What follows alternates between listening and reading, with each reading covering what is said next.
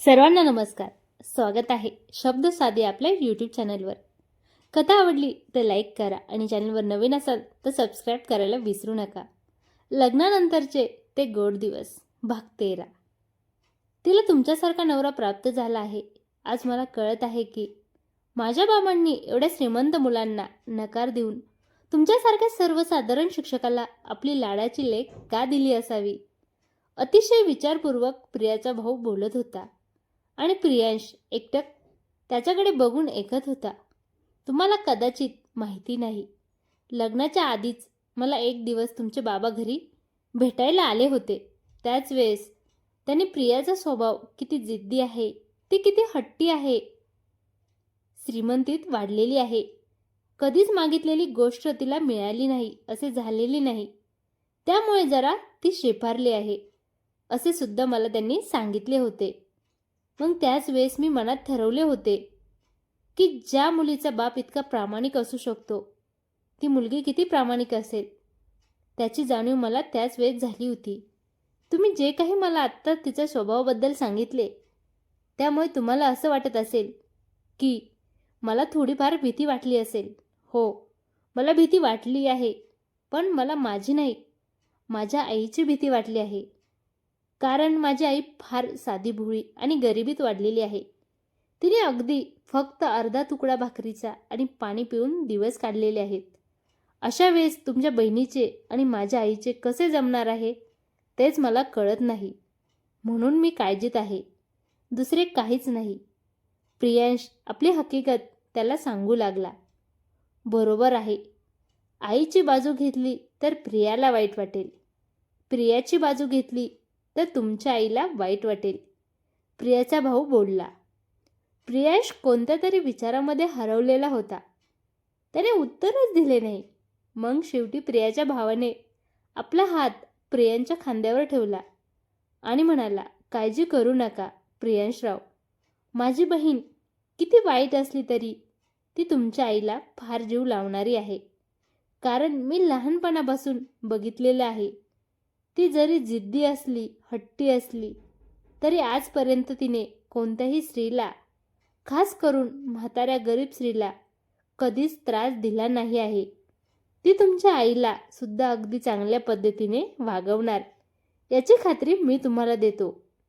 तसंच झालं नाही तर तुम्ही माझ्या बहिणीला कधीही माहेरी कायमची पाठवू शकता.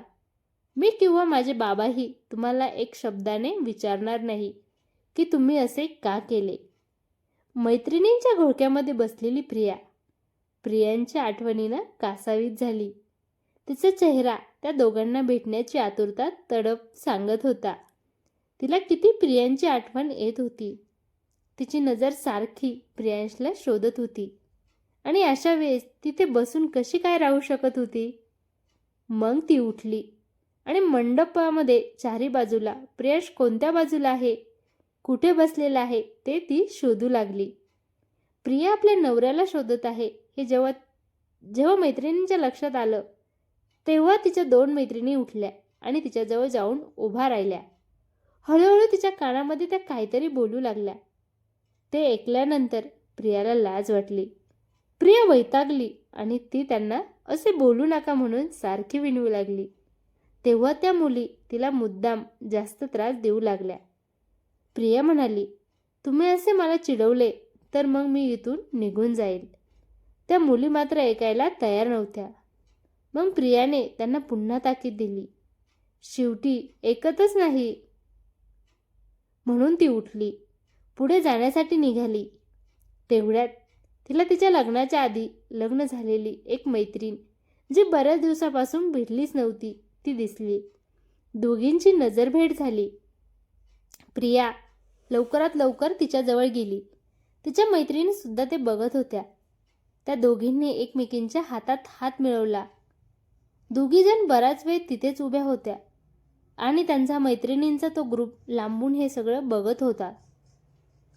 प्रिया आणि त्या मुलींमध्ये बराच वेळ गप्पा झाल्या. मग गप्पा मारता मारता ती मुलगी स्वतःहून प्रियाला पुन्हा मैत्रिणींच्या ग्रुपमध्ये घेऊन आली. प्रियाला तिकडे जायचे नव्हते. तिला तर प्रियांश बरोबर आपल्या घरी सासरी जायचे होते. परंतु आता या मैत्रिणीला तसे सांगू सुद्धा शकत नव्हती. आज भेट झालेली ही मैत्रीण पुन्हा तिला कधी भेटणार हे तिला सुद्धा माहिती नव्हते. गप्पा मारणं फार गरजेचं होतं. प्रिया शेवटी प्रियांशकडे दुर्लक्ष करून आपल्या मैत्रिणींशी गप्पा मारू लागली. प्रियांश स्वतःहून तिथे येत प्रियाला म्हणाला, प्रिया, झालं असेल तर चल, उशीर होतोय आपल्याला. संध्याकाळ झाली किंवा रात्र झाली तर आई रागवेल. गाडीला काही झाले रस्त्यामध्ये तर तुलाच प्रॉब्लेम जास्त होणार आहे. ही माझी मैत्रीण, तिचं लग्न आपलं साखरपुडा झाला होता त्याच्या 8 दिवसानंतर झाले. मी हिच्या लग्नामध्ये गेली होती, पण त्यानंतर मात्र ही जी आणि माझी भेट आजच होत आहे आणि यानंतर पुन्हा कधी होणार माहीत नाही. अर्धा तास फक्त आमच्या थोड्या गप्पा बाकी आहेत, मग मी खरंच तुमच्याबरोबर येईल. अर्धा तास फक्त, अर्धा तास. प्रिया प्रियांशला विनंती करू लागली. तिच्या विनंतीला पाहून प्रियांश हतबल झाला आणि त्याने तिला बोलण्याची परमिशन दिली, परंतु फक्त अर्धा तासासाठी. त्यानंतर ती जर स्वतःहून नाही आली तर तो एकटाच निघून जाईल घरी, अशी त्याने सक्त ताकीद दिली होती. खरंच फक्त अर्धा तास, त्यानंतर मी स्वतःहून बाहेर येते ना. तुम्ही बसा इकडे मंडपामध्ये गप्पा मारा, दादाबरोबर, बाबाबरोबर. मी आलेच, असं म्हणून प्रिया जी गेली ती अर्धा तास झाला तरी काही येईना.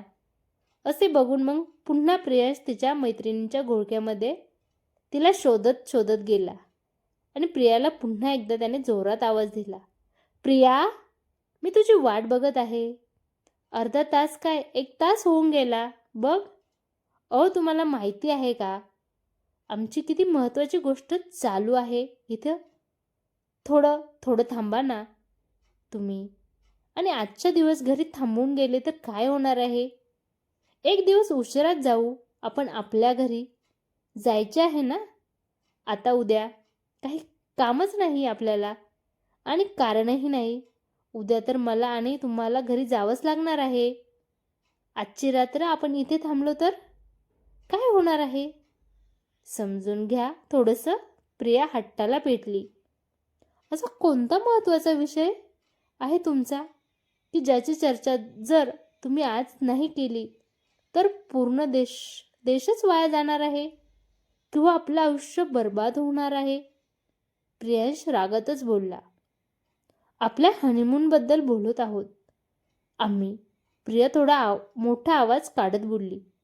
हनीमून हा विषय मैत्रिणींसोबत चर्चा करायचा असतो हे मला आजच कळत आहे. फार आश्चर्य वाटलं त्याबद्दल. मला तुझ्या भावाने आता मला जे काही सांगितलं त्यावर माझा विश्वास बसत नव्हता. पण तुझा आत्ताचा जो बोलण्याचा तरीका आहे आणि जे काही तू माझ्याशी वागत आहे ते बघितल्यानंतर खरंच तो जे तू सांगत होता ते खरं होतं. खरंच तू तशीच असणार यावर आता माझा विश्वास बसला. प्रियांचा आवाज पुन्हा चढला. प्रियाच्या बाबांना दोघांचाही संतापलेला चेहरा दिसला आणि ते मंडपामध्ये येत म्हणाले, अरे, ही भांडण्याची जागा आहे का? प्रिया, समजतं का तुला? तू एवढ्या मोठ्यानं कोणाशी बोलत आहेस? नवरा आहे तो तुझा, त्याच्याशी अशा भाषेमध्ये आणि एवढ्या मोठ्या आवाजात बोलायचं नाही. ते तुला मारणार नाही. मी तुझ्या 2 थोबाडीत मारेल. काय मूर्खपणा आहे हा? हे संस्कार लावले होते का? मी तुला 4 चौघांमध्ये अशी बदनामी करते आमच्या घराण्याची. प्रियाचे बाबा संतापाने लालबुंद झालेले होते. त्यांना तसे पाहिल्यानंतर प्रिया घाबरली. प्रियाच काय, प्रिया स्वतः घाबरलेला होता. त्याला कळतच नव्हते आता मी काय कुणाची बाजू घेऊ. खरं तर त्याला प्रियाला रागवायचे होते, परंतु प्रियाचे बाबा ज्या पद्धतीने प्रियाला बोलत होते ती भाषा मुळीच त्याला बोलायची नव्हती. प्रत्येक चुकीला मार दिलाच पाहिजे असे तो स्वतः कधीच मान्य करत नव्हता. कधी कधी चूक माणसाला सांगूनही दुरुस्त करता येते, त्यासाठी मारहाण करणे उपाय नाही. त्याने प्रियाच्या बाबांकडे बघितले आणि म्हणाला, असू द्या बाबा, जाऊ द्या. एक रात्र पुन्हा मी तुमच्या घरी थांबून गेलो तर काही बिघडत नाही. तिच्या म्हणण्यामध्ये सुद्धा पॉईंट आहे. पुन्हा कधी येणार आम्ही आणि आलो तरीही मैत्रीण भेटणार नाही भेटणार याची खात्री नाही. करू दे त्यांना गप्पा गोष्टी, जाऊ द्या. आजची रात्रसुद्धा मी राहून जातो इथेच. नाहीतर मी निघून जातो माझ्या घरी. प्रियाची इच्छा होईल तेव्हा तिला पाठवा. प्रियाश म्हणाला. प्रियाच्या बाबांचा चेहरा मात्र ते बोलणे ऐकल्यानंतर फारच पडला. त्यांना फार वाईट वाटत होते. प्रियाच्या बाबांनी रागाने प्रियाकडे बघितले आणि तिचा हात पकडला. आत्ताच्या आत्ता तू तुझ्या घरी जाण्याची तयारी कर. चल लवकर घरी. किती गप्पा मारते? इतक्या वर्ष गप्पा मारत आली यांच्याशी. आता 8 दिवसापूर्वी लग्न झालं आहे या माणसाशी. तर या माणसाशी गप्पा मारायचे सोडून तू या मुलींशी काय गप्पा मारत बसली आहे? जी मैत्रीण आज तुला मिळाली आहे ती उद्या मिळणार किंवा नाही मिळणार, गप्पा होणार किंवा नाही होणार, हे महत्त्वाचे तुला वाटत आहे. परंतु मूर्ख मुली, तुझं लग्न झालेलं आहे आत्ताच. नवीन नवरा, नवीन संसार, नवीन घर, नवीन घरातील नवीन माणसं यांना जिंकायचं सोडून जे माणसं तुझी स्वतःचीच आहेत त्यांच्याशीच गप्पा मारण्यामध्ये कशाला वेळ वाया घालवते? जा बाई, जा तुझ्या घरी जा, तुझ्या सासरी जा. विनंती करतो तुला. प्रिया चल घरी. प्रियाच्या डोळ्यामध्ये पाणी आलेलं होतं. ती रडत होती. बायको आपली अशी रडत आहे. तिचे बाबा तिच्यावर रागवत आहे. मंडपातील लोक हा तमाशा बघत आहे. हे प्रियांशला सहन होत नव्हते. त्याला आता तिथे उभे राहणे शक्यच नव्हते. तो पटकन तिथून निघाला. बाहेर मंडपाबाहेर येऊन आपल्या गाडीजवळ येऊन उभा राहिला. खरे तर त्याला त्याची गाडी दिसतच नव्हती. कशी वाटली कथा कमेंट करून नक्की सांगा. आवडली तर लाईक करा आणि चॅनलवर नवीन असाल तर सबस्क्राईब करायला विसरू नका. धन्यवाद.